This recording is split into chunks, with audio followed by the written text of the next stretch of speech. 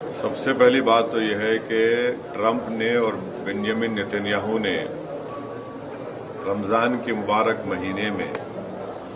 जहां पर पूरी दुनिया के मुसलमान रमज़ान में रोज़ा रखते हैं, इबादत करते हैं रातों में, ऐसे मुबारक महीने में उन्होंने मिलकर ईरान पर हमला किया है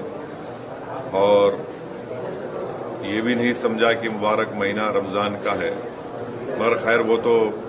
इंसानियत को नहीं मानने वाले हैं बेंजामिन नेतन्याहू, और जो हमला हुआ ईरान के ऊपर हम उसकी मजम्मत करते हैं। और ख़ास तौर से जब जनीवा में बातचीत के ज़रिए से एक ब्रेक थ्रू हुआ था और हो सकता था कि अगर वो बातचीत को मान लेते तो जितने न्यूक्लियर स्टॉक पाइल्स थे ईरान के पास वो शायद इस्तेमाल नहीं होते, मगर अब इन्होंने मिलकर ईरान पर हमला किया जिसकी वजह से 200 से ज़्यादा लोगों की मौत हुई है और एक लड़कियों के स्कूल में 108 जो बच्चियां स्कूल में पढ़ते हैं उनकी मौत हो गई। आयतुल्लाह खामेनी की मौत हुई है और मैं इसको इमोरल और अनलॉफुल एक्ट मानता हूं आयतुल्लाह खामेनी की मौत को, और मेरी तरफ से, हमारी पार्टी की तरफ से ना सिर्फ उनके शिया वर्ल्ड को बल्कि पूरे लोगों को जो उनको अपना रहबर मानते थे, शिया कौम उनको अपना रहबर मानती थी, और हम ये मुतालबा करते हैं कि ये जंग ख़त्म होनी चाहिए और भारत सरकार को इसमें अपना रोल निभाने की ज़रूरत है। और हम उम्मीद करते हैं कि मौजूदा बीजेपी की सरकार आयतुल्लाह खामेनी की मौत को कंडेम करेगी, इस जंग को रुकाने की पूरी कोशिश करेगी, क्योंकि याद रखिए कि 10 मिलियन के करीब भारत के नागरिक गल्फ कंट्रीज में काम करते हैं और अभी इत्तला आई कि ओमान के पोर्ट पर शायद हमारे एक इंडियन वर्कर की जख्मी भी हुए हैं। तो ये